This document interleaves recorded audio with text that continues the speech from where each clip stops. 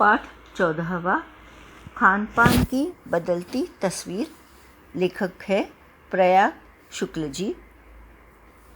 पिछले 10-15 वर्षों में हमारी खान पान की संस्कृति में एक बड़ा बदलाव आया है। इडली, डोसा, बड़ा सांभर, रसम अब केवल दक्षिण भारत तक सीमित नहीं है। ये उत्तर भारत के भी हर शहर में उपलब्ध है और अब तो उत्तर भारत की ढाबा संस्कृति लगभग पूरे देश में फैल चुकी है। लेखक प्रयाग शुक्ल जी कहना चाहते हैं कि हमारे खान पान की आदतों में, संस्कृति में बहुत बड़ा बदलाव आया है। 10-15 वर्षों से अलग अलग राज्यों में मिलने वाले पदार्थ दूसरे राज्यों के लोग भी पसंद करने लगे हैं। जैसे उत्तर भारत में दक्षिण भारत का इडली, डोसा, बड़ा सांभर, रसम जैसी चीज़ों को लोग पसंद करते हैं और घर में भी बनाते हैं, और कहीं होटल में बाहर जाए तो रोज़ के मेनू से कुछ हटकर खाना चाहते हैं तो इडली डोसा को मंगवाते हैं, इडली डोसा खाने के लिए मंगवाते हैं। तो उन्होंने कहा है कि अब इडली डोसा सिर्फ साउथ में नहीं है, दक्षिण भारत में नहीं है, तो उत्तर भारत में भी उपलब्ध है। और उत्तर भारत की क्या हालत है? उत्तर भारत की ढाबा संस्कृति, ढाबे में लोग बैठकर खाते हैं। मतलब कई जगह पे हमारे यहाँ होटल है, लेकिन उत्तर में ढाबे दिखाई देते हैं छोटे छोटे, और उसमें लोगों को आराम से बैठकर खाने के लिए दिया जाता है। तो उसी तरह से ये ढाबा संस्कृति अलग अलग रास्तों पर हमें दक्षिण में, पूर्व में, पश्चिम में, मतलब पूरे भारत में दिखाई पड़ती है। अब आप कहीं भी हो, उत्तर भारतीय रोटी दाल साग आपको मिल ही जाएंगे।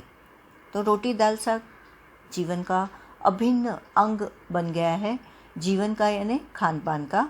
तो जिसको चाहिए वो कहीं भी रोटी दाल साग प्राप्त कर सकता है। फास्ट फूड यानी तुरंत भोजन का चलन भी बड़े शहरों में खूब बढ़ा है। तो फास्ट फूड में जैसे हम बटाटा वड़ा खाते हैं, पाव भाजी खाते हैं, नूडल्स खाते हैं, और ऐसी चीज़ें मंगाते हैं जो 2 मिनट में हाजिर हो जाए। फास्ट फूड यानी तुरंत भोजन का चलन भी बड़े शहरों में खूब बढ़ा है। इस फास्ट फूड में बर्गर, नूडल्स जैसी कई चीज़ें शामिल है।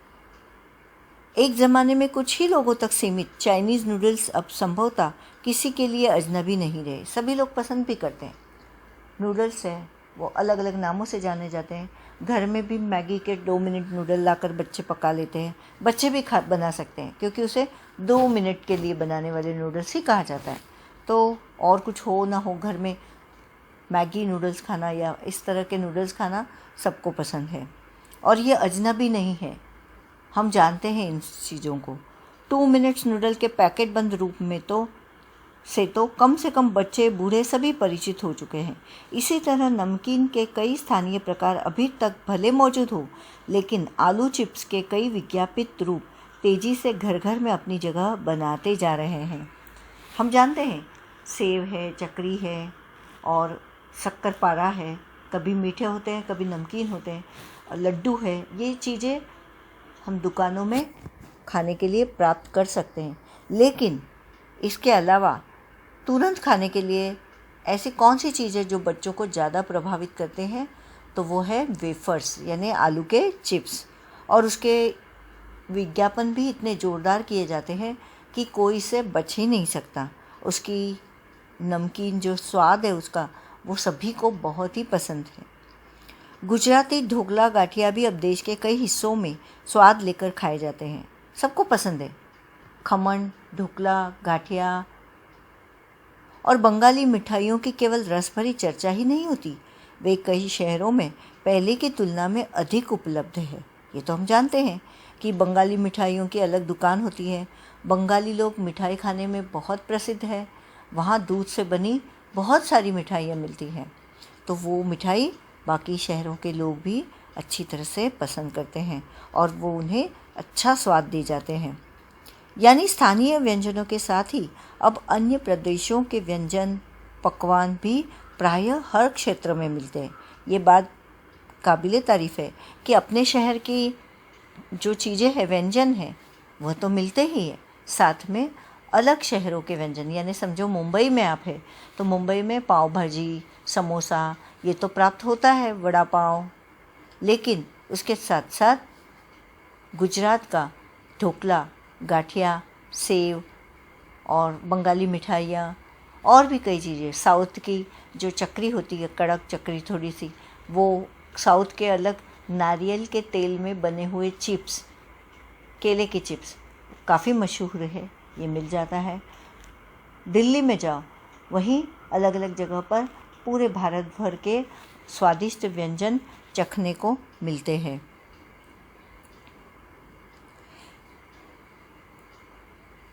यानी स्थानीय व्यंजनों के साथ ही अब अन्य प्रदेशों के व्यंजन पकवान भी प्रायः हर क्षेत्र में मिलते हैं और मध्यम वर्गीय जीवन में भोजन विविधता अपनी जगह बना चुका है। ये हम जानते हैं। बच्चों को रोज़ एक ही तरह का खाना बिल्कुल पसंद नहीं होता, तो फरमाइश होती है कि मम्मी आज ये बनाओ, आज हम ये नहीं खाएंगे, हमें ये चाहिए। और इस तरह की चीज़ें घर में माँ बनाती है या अलग अलग चैनल पर देखकर, किताबों में, यूट्यूब पर ये व्यंजन देखकर माताएं अपने बच्चों को खुश रखती है। कुछ चीज़ें और भी हुई है, मसलन अंग्रेजी राज तक जो ब्रेड केवल साहबी ठिकानों तक सीमित थी, वह कस्बों तक पहुंच चुका है और नाश्ते के रूप में लाखों करोड़ों भारतीय घरों में सेंकी तली जा रही है। ये तो हम जानते हैं।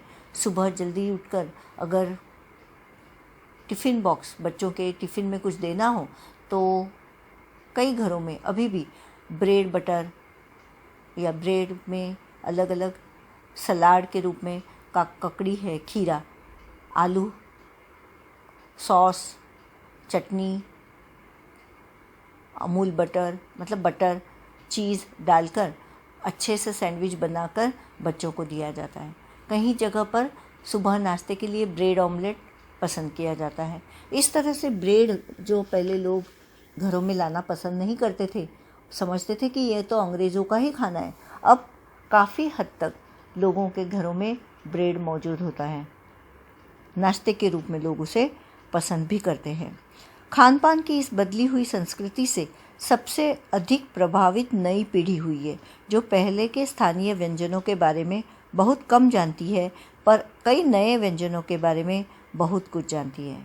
जी हाँ, जो यंग जनरेशन है, जवान पीढ़ी, युवा बच्चे जो है, वह क्योंकि उनका कई लोगों से अलग अलग तरह से ऑफिस के कारण कहो या और किसी आने जाने की यातायात के साधनों के कारण, टीवी, दूरदर्शन, समाचार पत्रों के द्वारा चीज़ों के नाम, व्यंजन बनाने की रीति, या दोस्तों के घर में उन्होंने ऐसा खाना खाया हो तो उन्हें इन सारी बातों की जानकारी होती है। और ये जो युवा पीढ़ी है वो अपने स्थानीय व्यंजनों के बारे में कम और विदेशी, परदेशी या पर राज्यों के व्यंजनों के बारे में बहुत कुछ जानते हैं और वैसा स्वाद चखना चाहते हैं। स्थानीय व्यंजन भी तो अब घटकर कुछ ही चीज़ों तक सीमित हो गए हैं। बम्बई की पाव भाजी और दिल्ली के छोले कुलचों की दुनिया पहले की तुलना में बड़ी ज़रूर है, पर अन्य स्थानीय व्यंजनों की दुनिया में छोटी हुई है। जैसे कि दिल्ली में जाकर छोले और कुलचे लोग खाते हैं। मुंबई में पाव भाजी मशहूर है, मुंबई की वैसे तो वड़ा पाव भी मशहूर है, दाबेली मशहूर है, सैंडविचेस लोग खाते हैं। अलग अलग स्थानों में जाकर चौपाटी पर भेल खाते हैं समुद्र किनारे। तो यहाँ उन्होंने बताया है, लेखक बताते हैं कि ठीक है कि लोग इन चीज़ों को पसंद करते हैं, पर बाकी स्थानीय व्यंजनों की दुनिया में ये चीज़ें बहुत छोटी हैं। जानकार ये भी बताते हैं कि मथुरा के पेड़ों और आगरा के पेठे नमकीन में अब वह बात कहाँ रही। शुद्धता के बारे में भी, मिलावट के बारे में भी लेखक कुछ कहना चाहते हैं कि अब वो बात नहीं रही। शुद्ध घी में बनाई गई मिठाइयाँ अब नहीं रही, क्योंकि हर जगह मिलावट का ज़माना आ गया है। पहले जैसा स्वाद अब नहीं रहा। कहने को तो पेठा है, मथुरा के पेड़े हैं, पर मथुरा के पेड़े जैसे पहले स्वादिष्ट हुआ करते थे, अलग रुचि के, होते थे वैसे अब नहीं रहे, अब वो बात नहीं रही।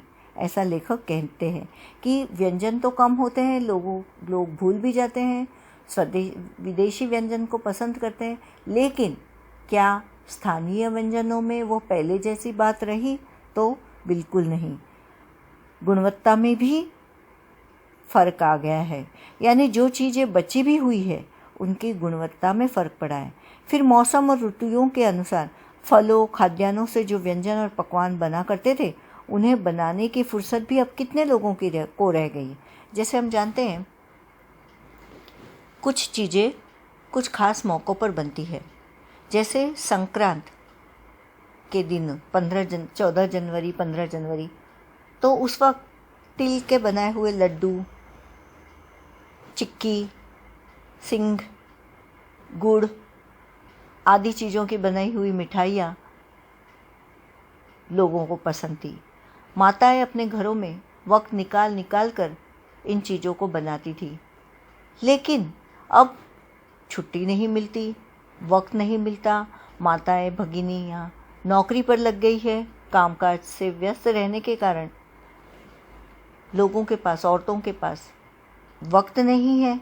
तो और दूसरी बात है, जो चीज़ें बाहर से मिल जाती है, दुकान से आसानी से मिल जाती है, उसे घर में क्यों बनाना है? इतना बखेड़ा क्यों करना है?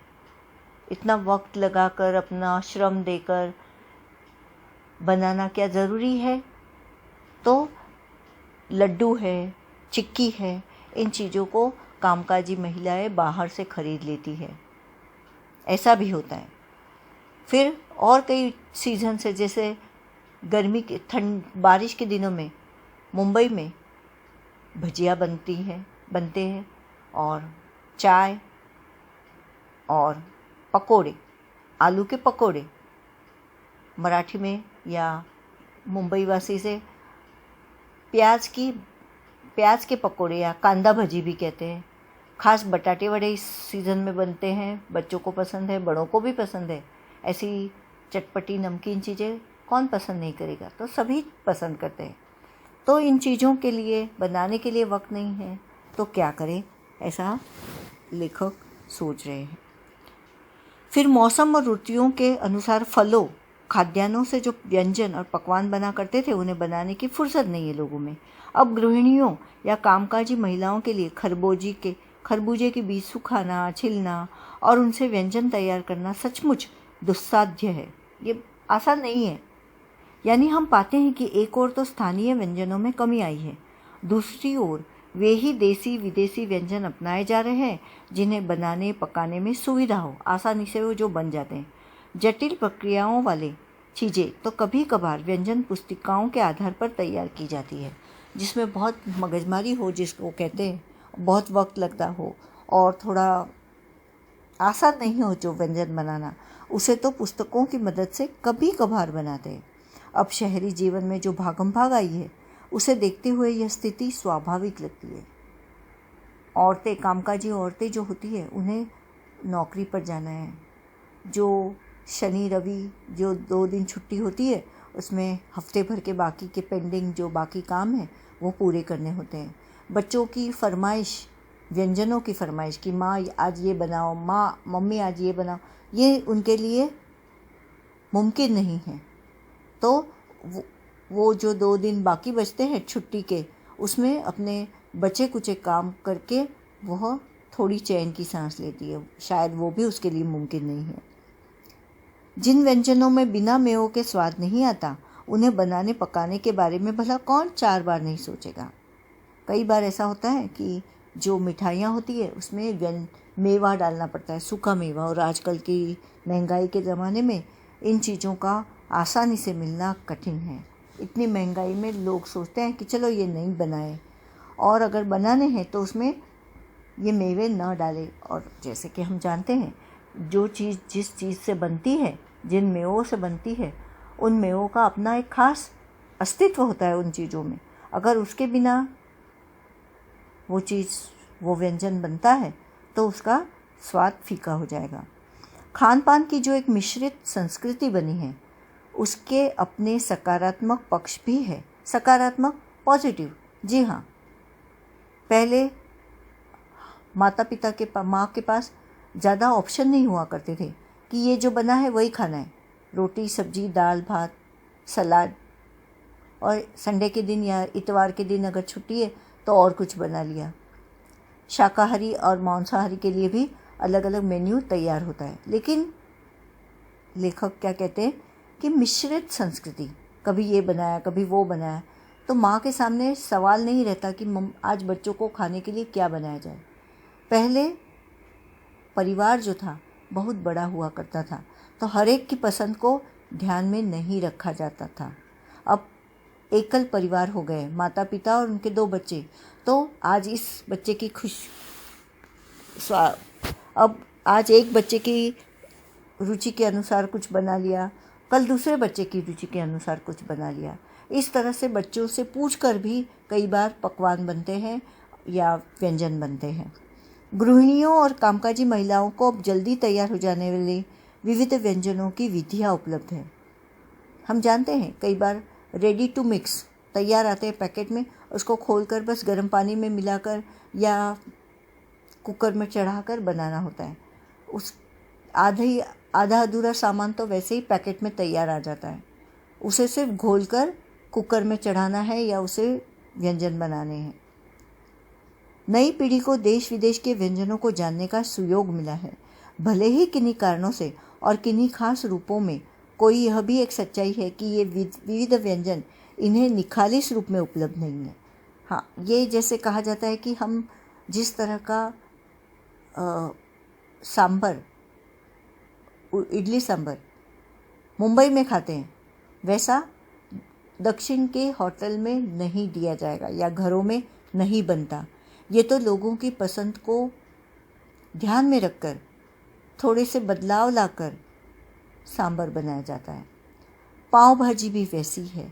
जो पाव भाजी मुंबई में मिलती है या ख़ास दुकानों पर उसे खाने के लिए लोग दूर दूर से आते हैं, वैसे अगर हम घर में बनाएं तो उसका स्वाद थोड़ा अलग लगता है, फीका लगता है।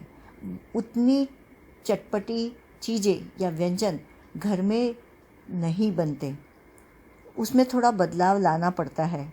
बच्चे नहीं खाते या कई घरों में लहसुन प्याज वर्ज्य है, तो अगर घर में उस कुछ चीज़ को बनाना है तो उसमें व्यंजन में प्याज और लहसुन को इस्तेमाल नहीं करते, तो उस व्यंजन का स्वाद बदलना जायज़ है। बड़े शहरों के मध्यम वर्गीय स्कूलों में जब दोपहर के टिफ़िन के वक्त बच्चों के टिफ़िन डिब्बे खुलते हैं तो उनसे विभिन्न प्रदेशों के व्यंजनों की एक खुशबू उठती है। जी हाँ, टिफ़िन में हर एक का परिवार अलग अलग जगह से, शहरों से आता है, और कॉस्मोपॉलिटन, जहाँ सब जाति धर्म भाषा बोलने वाले लोग रहते हैं, जैसे मुंबई दिल्ली कोलकाता चेन्नई जैसे शहरों में, वहाँ बच्चों के जब दोपहर के टिफ़िन खुलते हैं तो उसमें अलग अलग प्रकार के व्यंजन पाए जाते हैं, तो इसमें विविधता आ गई। हम खान पान से भी एक दूसरे को जानते हैं। इस दृष्टि से देखें तो खान पान की नई संस्कृति में हमें राष्ट्रीय एकता के लिए नए बीज भी मिल सकते हैं। जी हाँ, कई बार ऐसा होता है कि एक दूसरे की चीज़ें खाकर बच्चे व्यंजन को चख कर माँ से अनुरोध करते हैं कि माँ, आप उनकी मम्मी से पूछो कि वो व्यंजन कैसे बनाया था, और घरों में वैसा व्यंजन बनवाने की जिद करते हैं। तो यहाँ क्या कहा है उन्होंने कि इससे एकता होती है। बीज भली भांति अंकुरित तभी होंगे जब हम खान पान से जुड़ी हुई दूसरी चीज़ों की ओर भी ध्यान देंगे। अब कौन सी ऐसी चीज़ें हैं जिसकी तरफ हमारा ध्यान नहीं है?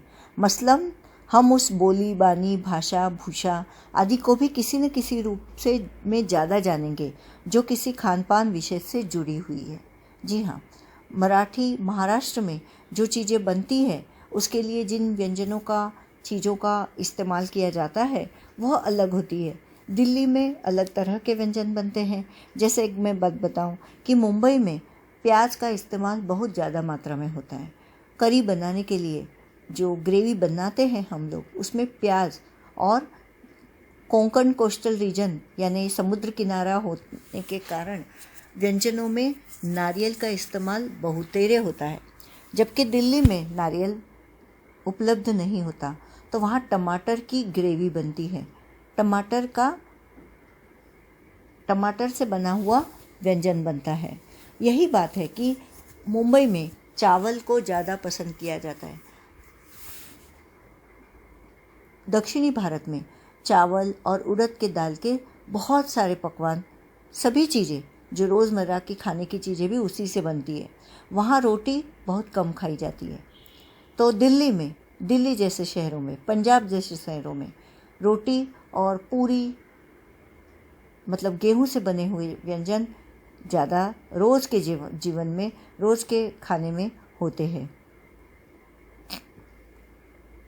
इसी के साथ ध्यान देने की बात यह है कि स्थानीय व्यंजनों का पुनरुद्धार भी ज़रूरी है, जिन्हें अब एथनिक कहकर पुकारने का चलन बढ़ा है।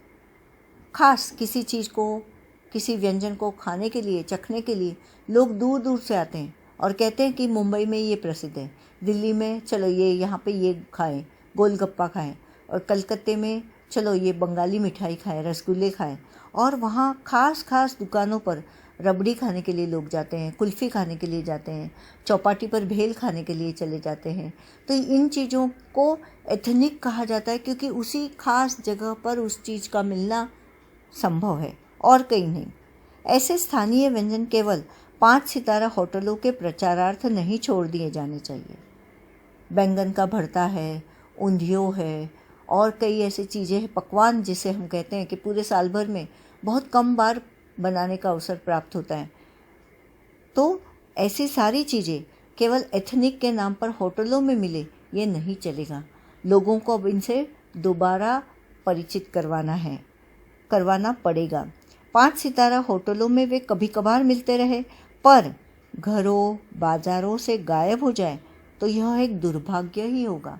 इससे बढ़कर गलत बात कुछ नहीं होगी कि जो चीज़ें होटलों में मिलती है एथनिक के नाम पर, वो घरों में बनानी बंद कर दी जाए, लोग वहाँ जाकर उसे चखने लगे। ये गलत बात होगी।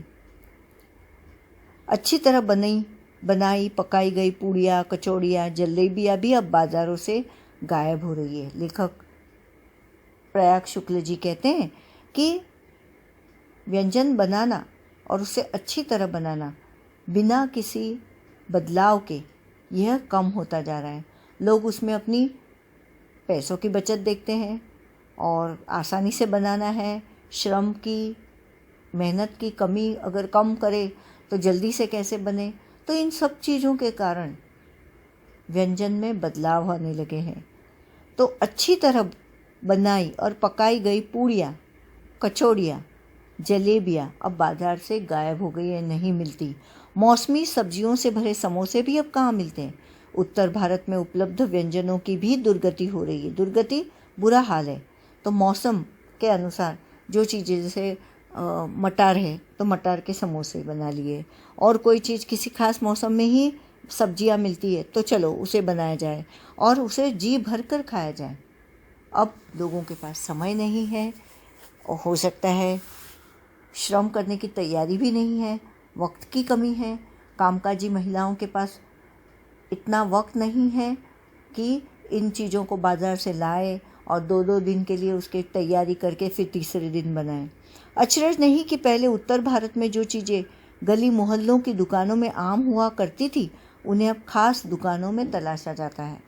यह भी एक कड़वा सच है कि कई स्थानीय व्यंजनों को हमने तथाकथित आधुनिकता के चलते छोड़ दिया है और पश्चिम की नकल में बहुत सी ऐसी चीज़ें अपना ली है जो स्वास्थ्य, स्वाद और सरसता के मामले में हमारे बहुत अनुकूल नहीं है।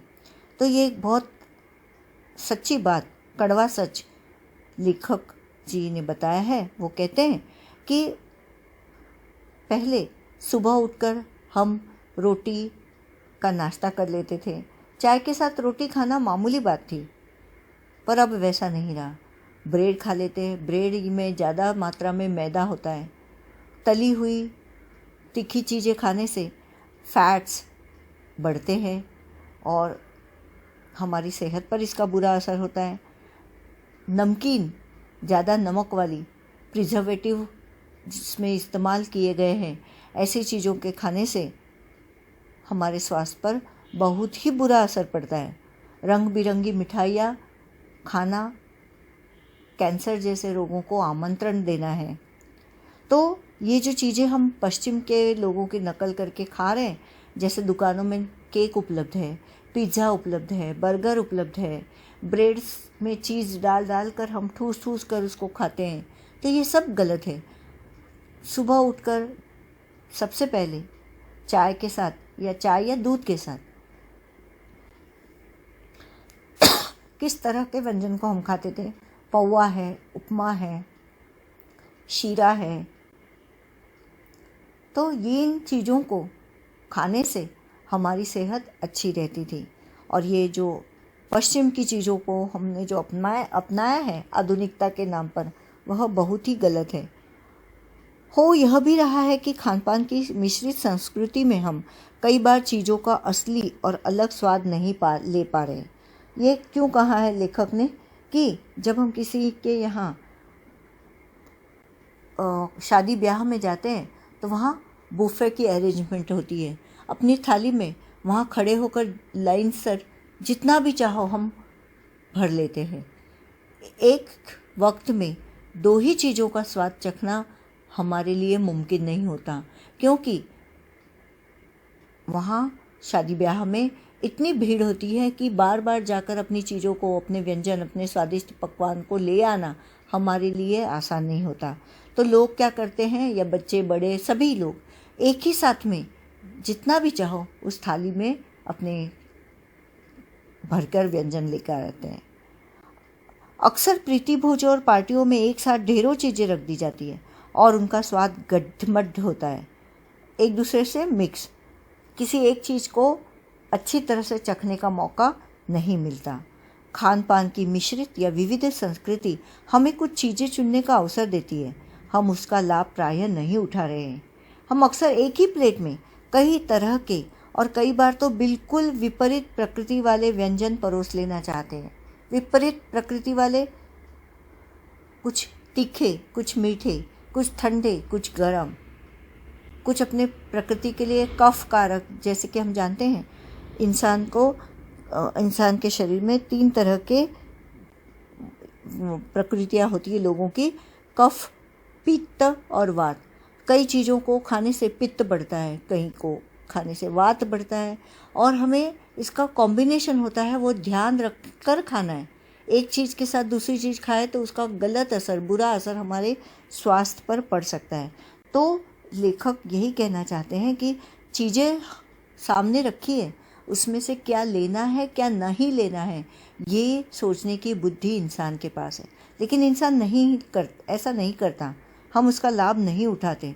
एक ही प्लेट में कई तरह के व्यंजन और बिल्कुल विपरीत उल्टे प्रकृति वाले, जिसका स्वाद अलग हो, रुचि अलग हो, और एक दूसरे को साथ में खाना स्वास्थ्य के लिए हानिकारक हो, ऐसे भी पदार्थ हम एक साथ उठाकर लाते हैं, बैठकर खाते हैं। इसीलिए खान पान की जो मिश्रित विविध संस्कृति बनी है, और लग यही रहा है कि यही और भी अधिक विकसित होने वाली है, उसे तरह तरह से जांचते रहना ज़रूरी है।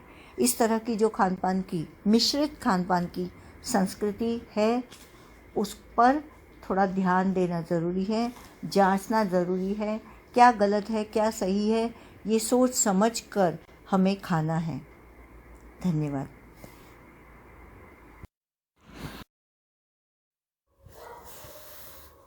प्रश्न अभ्यास निबंध से पहला सवाल है, खान पान की मिश्रित संस्कृति से लेखक का क्या मतलब है? अपने घर के उदाहरण देकर इसकी व्याख्या करें। खान पान की मिश्रित संस्कृति से लेखक का अभिप्राय यह है कि अलग अलग प्रदेशों और देशों के व्यंजनों के अलग अलग प्रकारों का मिला जुला रूप है। उदाहरण के लिए, आज एक ही घर में बच्चों की पसंद अलग अलग होती है। कोई इडली डोसा खाना चाहता है तो कोई पाव भाजी, कभी राजमा चावल पसंद किए जाते हैं। मतलब दक्षिण उत्तर और पूरब के व्यंजनों का यह मिला-जुला रूप है। सवाल दूसरा, खानपान में बदलाव के कौन से फायदे हैं? फिर लेखक इस बदलाव को लेकर चिंतित क्यों है? खानपान के बदलाव से हमारी खाने में रुचि बढ़ती है। अलग अलग प्रकार के खाद्य पदार्थों को चखने से खाने का मज़ा मिलता है। दूसरा, विविधता में एकता तो भारत का मूल मंत्र है। विविध प्रदेशों के खाद्य पदार्थों को अपनाने से अपनापन बढ़ता है, समय की बचत होती है और श्रम भी कम लगता है।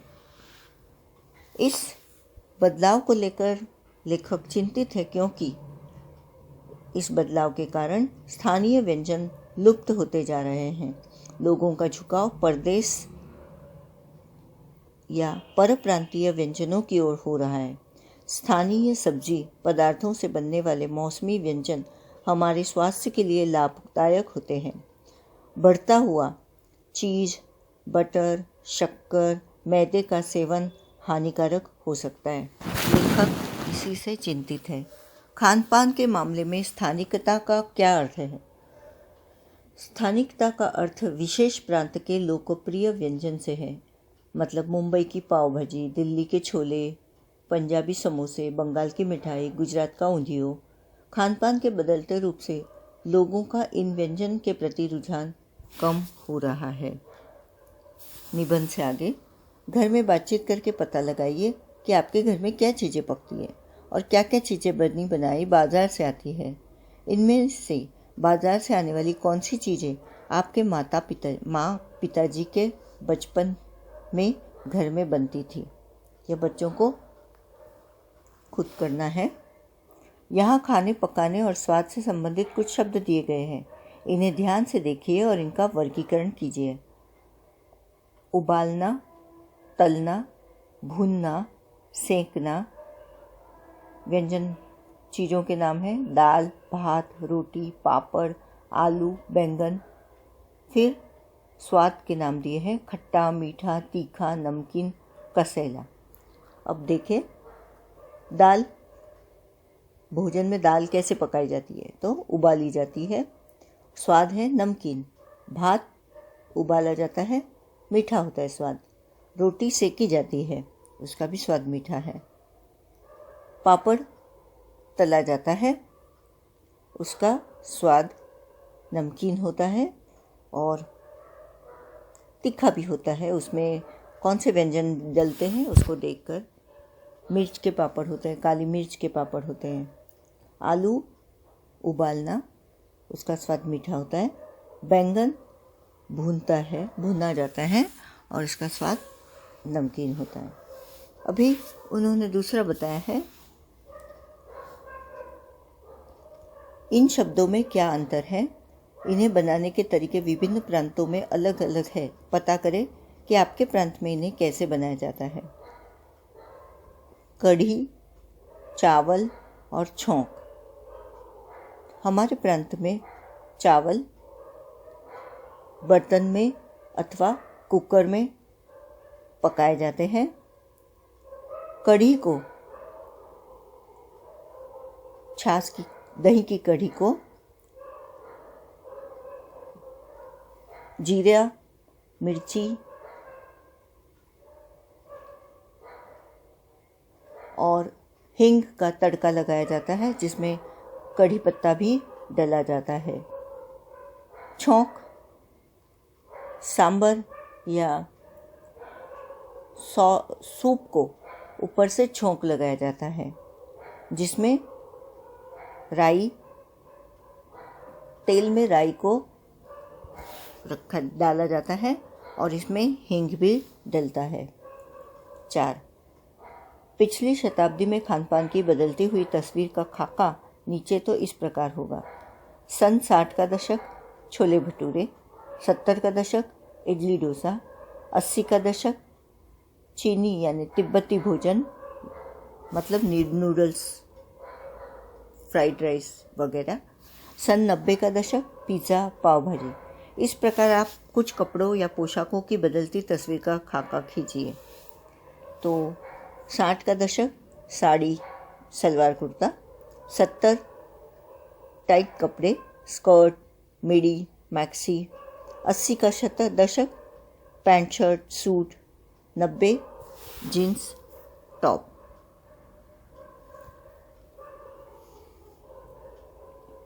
भाषा की बात। खान पान शब्द खान और पान दो शब्दों को जोड़कर बना है। खान पान शब्द में और छिपा हुआ है।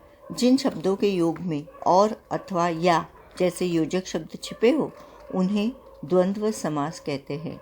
नीचे द्वंद्व समास के कुछ उदाहरण दिए गए हैं, इनका वाक्यों में प्रयोग कीजिए और अर्थ समझिए। सीना पिरोना। सीने पिरोने की कला सबको अवगत नहीं होती। भला बुरा। गुस्से में सेठ जी ने नौकर को भला बुरा कहा। चलना फिरना। दुर्घटना के कारण मोहन का चलना फिरना बंद हो गया। लंबा चौड़ा। मार्केट के पास वाला रास्ता लंबा चौड़ा है। कहा सुनी। सास बहू में अक्सर कहा सुनी हो जाती है। घास फूस। शाकाहारी जानवर घास फूस खाते हैं। फिर दूसरा जो सवाल है, एक शब्द सुनने या पढ़ने पर कोई और शब्द याद आ जाता है। आइए शब्दों की ऐसी कड़ी बनाएं। नीचे शुरुआत की गई है, उसे आप आगे बढ़ाइए। कक्षा में मौखिक सामूहिक गतिविधि के रूप में भी इसे दिया जा सकता है। थोड़ा सा एग्जाम्पल देते हैं।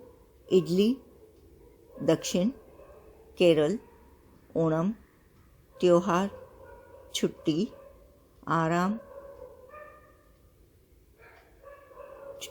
इसमें यहाँ तक उन्होंने एक करने को दिया है।